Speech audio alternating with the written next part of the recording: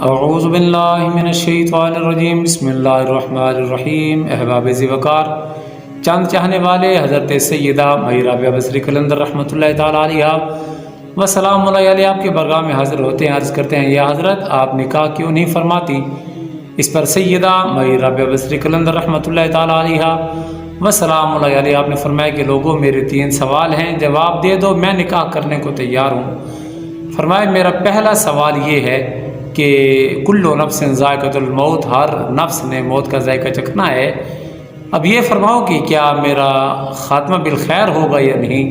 لوگوں نے عرض کیا حضرت ہمیں کیا معلوم کہ آپ کا خاتمہ بالخیر ہوگا یا نہیں؟ فرمایا میرا دوسرا سوال یہ ہے کہ قیامت کے دن نفس نفسی کا عالم ہوگا، کسی کا نام اعمال دائیں ہاتھ میں دیا جائے گا، کسی کا نام اعمال بائیں ہاتھ میں دیا جائے گا۔ اب میرا نام اعمال کون سے ہاتھ میں دیا جائے گا؟ لوگوں نے عرض کیا حضرت ہمیں یہ بھی معلوم نہیں ہے۔ آپ نے فرمایا میرا تیسرا سوال یہ ہے، قیامت کے دن کچھ لوگوں کو جنت کا حکم دیا جائے گا، کچھ لوگوں کو جہنم کا حکم دیا جائے گا، مجھے یہ بتاؤ کہ میرا جنت کا حکم ہوگا یا جہنم کا حکم ہوگا؟ لوگوں نے عرض کیا حضرت ہمیں یہ بھی معلوم نہیں ہے۔ فرمایا مشکل ترین 3 سوال میرے سامنے ہیں، پھر یہ کس طرح ممکن ہے کہ مائی رابعہ بصری قلندر نکاح جیسے بندھن میں باندھ کر خالق کائنات جل جلالہ کو بھول جائے؟ احباب وقار، چند لوگ آپ کے برگاہ میں حاضر ہوتے ہیں اور عرض کرتے ہیں یا حضرت یہ ارشاد فرمائیے کہ عورتوں کو ناقص العقل قرار دیا گیا ہے، اور یہی وجہ ہے کہ 2 عورتوں کی گواہی ایک مرد کے برابر ہے، اور عورتوں کو ناقص الدین قرار دیا ہے، اور ہر ماہ کے اندر 1 ہفتہ نماز اور روزہ سے دور رکھا گیا ہے، یہ ناقص الدین کی نشانی ہے۔ لوگوں نے عرض کیا حضرت جب بھی نبوت کا وقت آتا ہے آج تک کوئی خاتون نبی نہ بن سکی، ہر نبی مرد ہوا کرتا ہے، یہ مرد کے لیے افضل ترین مقام ہے۔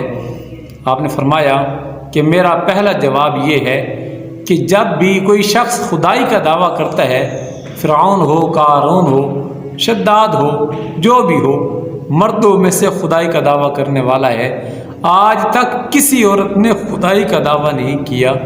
اور میرا دوسرا جواب یہ ہے کہ آج تک کسی عورت نے نبوت کا دعویٰ نہیں کیا، جب بھی کوئی نبوت کا دعویٰ کرتا ہے وہ مردوں میں سے ہوا کرتا ہے۔ اور آپ نے فرمایا کہ مخنث یہ بھی مردوں کی نسل سے شمار کیا جاتا ہے، یہ خواتین میں موجود نہیں ہے۔ لوگوں نے عرض کیا حضرت آپ نے سچ فرمایا، ہمارا سلام آپ کی عقیدت کو ہے۔ احباب وقار، آپ بیمار ہوئیں، آپ کی برگاہ میں چند چاہنے والے آئے، عرض کی یا حضرت آپ دعا فرمائیں، ہم بھی دعا کرتے ہیں خالق کائنات جل جلالہ آپ کو صحت کلی عطا فرمائے۔ آپ نے سوال کیا کہ اے میرے چاہنے والے ذرا یہ تو بتا کہ بیماری کس کی طرف سے ہے، کس کے حکم سے آتی ہے؟ عرض کیا حضرت خالق کائنات جل جلالہ کے حکم سے آتی ہے۔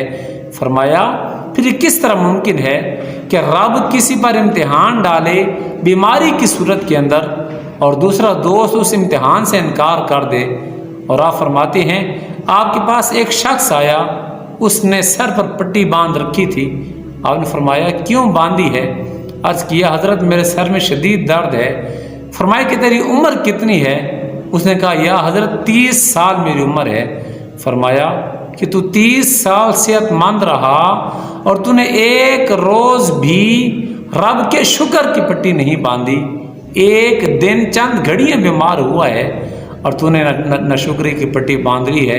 احباب وقار، آپ ہمیشہ کھدرے کمبل کے اندر اپنا لباس تیار کیا کرتی تھی، اور آپ نے یہ وصیت فرمائی تھی کہ مجھے اسی کھدرے کفن کے اندر دفن کیا جائے۔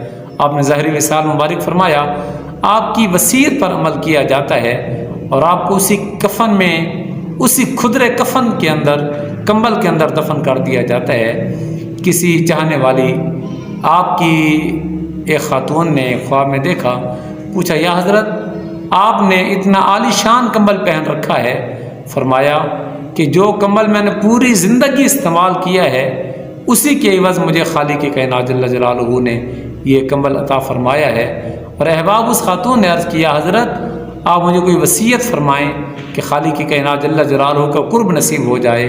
آپ فرماتے ہیں والا ذکر اللہ اکبر، خالق کائنات جل جلالہ نے خود ارشاد فرمایا رب کا ذکر سب سے بڑا ذکر ہے، فرمایا رب کو کثرت سے یاد کیا کر تو یہ خالق کائنات جل جلالہ کا قرب نصیب ہو جائے گا۔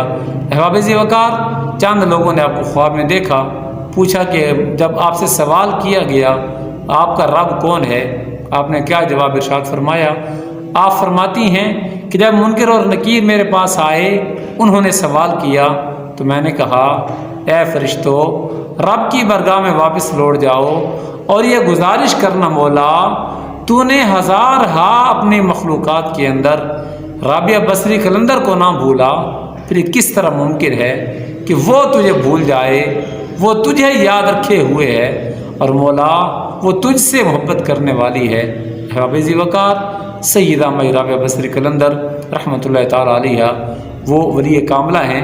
دنیا کے اندر ٹوٹل 2.5 قلندر آئے ہیں، بو علی قلندر، سخی شہباز قلندر اور مئی رابعہ بصری قلندر، جنہیں نصف قلندر کا درجہ دیا گیا ہے۔